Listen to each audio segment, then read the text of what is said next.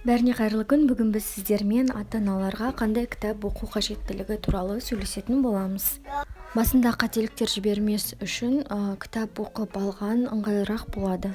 Мысалға, баланы шамадан тыс еркелетіп жіберу, магазинге барғанда бүкіл заттардың бәрін алып бере беру, немесе керісінше балаға көп ұрса беру қателікке жасады.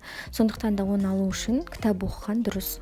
Мысалға, BI Group компаниясының басшысы Айдын деген кісі осы кітапты оқуға кеңес берген өзінің Instagram парақшасында, және осындай жазба қалдырған болатын. Яғни бұны 10-15 жыл бұрын, яғни бала кішкентай кезде оқыған тиімдірек.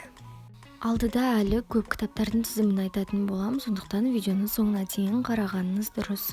Кітаптардың барлық нұсқасын PDF Drive.ru деген сайттан көре аласыз. Сол сайттан өзіңізге басып алсаңыз, жүктеп алсаңыз болады.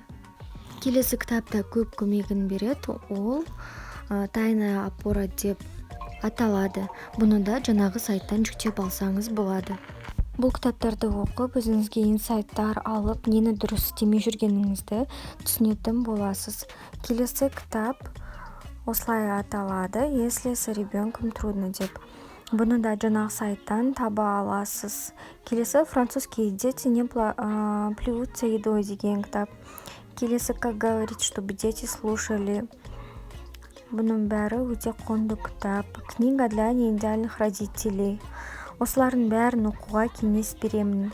Бала ұйықтағанда бәрін оқып түсініп алсаңыз, өзіңізге жақсы және тәжірибе ретінде қалып қояды.